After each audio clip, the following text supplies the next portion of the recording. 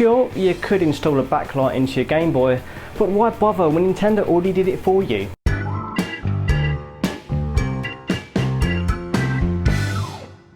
I love gaming hardware, maybe even more than I love the games themselves, but I especially love portable systems, and that appreciation stems all the way from Nintendo's original Game Boy.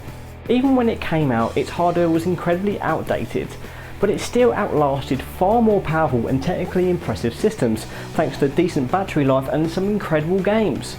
I didn't actually own a Game Boy to call my very own until the Pocket model, released in 1996. But I dabbled with the system for many years prior, thanks to friends and extended family. Boasting a smaller and lighter form, but now requiring only 2 AAA batteries instead of 4 AA batteries, the Game Boy Pocket was the perfect size for gaming on the go, and an improved black and white screen was far easier on the eyes, with less blur than the original DMG version. But, like its bigger brother, darkness was the system's worst enemy. It was so bad that a number of third-party companies made all sorts of devices that shone a much needed light onto the non-backlit screen, and we accepted it for many years.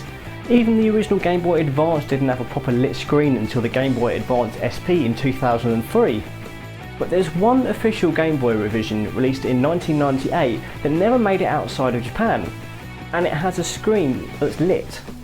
Let me introduce you to the Game Boy Light. Before I even open this box, you've probably guessed that this isn't the standard edition of the Game Boy Light.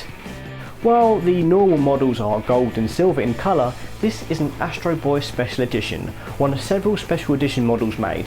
Now I understand that not too many of these models were made, and I only paid £50 for mine, which is a bargain compared to modern eBay prices.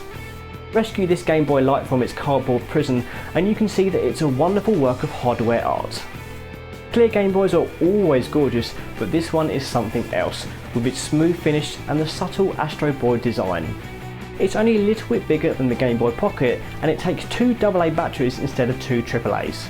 However, the bigger batteries and slightly larger size are there to accommodate the Game Boy Light's unique selling point, and that's tied into this slightly different power switch.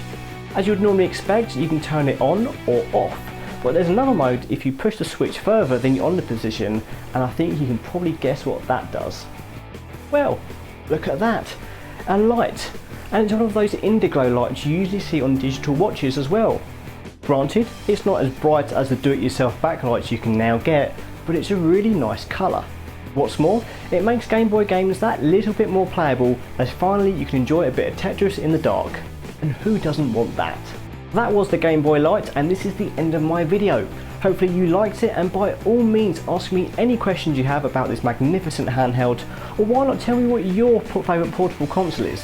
Maybe you're a lover of the Lynx, or go gaga over Game Gear. I would really appreciate it if you subscribe to this channel, and if you did like this video, please share it on social media, and also come and join our Hoof Troop community on Instagram, Twitter, Tumblr, Pinterest, Vine and Facebook, all under the name Pug Hoof Gaming.